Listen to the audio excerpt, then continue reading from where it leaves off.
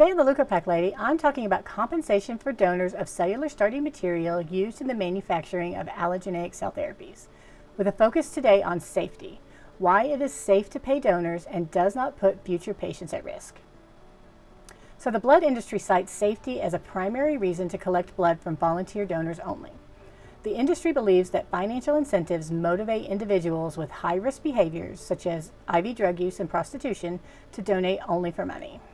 If that happens, the blood supply would be at increased risk of transmitting bloodborne infections like HIV, hepatitis, and syphilis to patients in need of blood transfusions.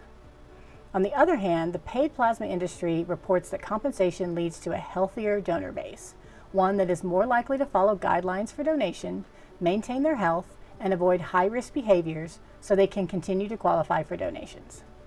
In fact, the eligibility standards for paid plasma donors are more strict than for volunteer blood donors.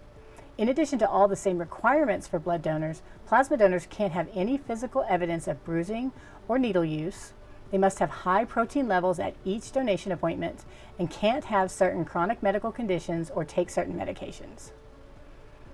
The FDA mandates that all blood and plasma donors, whether paid or not, undergo the exact same testing for infectious diseases. The FDA mandates what must be tested for and how the testing must be performed. In addition, testing continues to evolve. The ability to detect even barely existing levels of these infectious agents gets better every few years.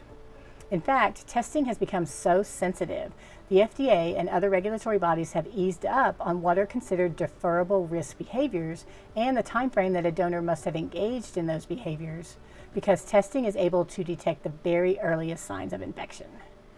Donors that were once excluded from donating due to lifestyle choices and behaviors that put them at higher risk of having a transmittable infection are now able to donate due to the sophistication of the testing for these infectious agents.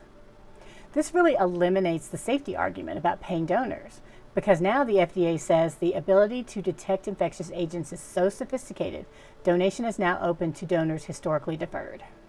Plus, any blood or plasma product from a donor who made it through the screening but had positive results from infectious disease testing gets destroyed and the donor can't donate again. As for Leukopak donors, they're screened days, weeks, or months before donation, and then again on the day of donation. They're asked more stringent lifestyle and behavioral questions than blood and plasma donors. Their donation is not used for direct transfusion like a blood product from a volunteer donor. It's collected and used to manufacture a therapeutic product, more like plasma.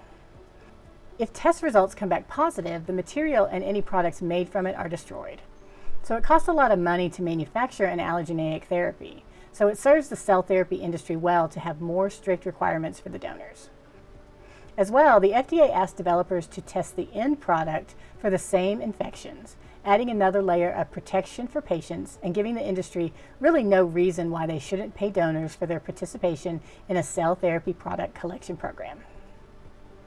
So come back for the next episode where I talk about how paying donors increases the availability of material and why this is so important for the long-term success of allogeneic cell therapies.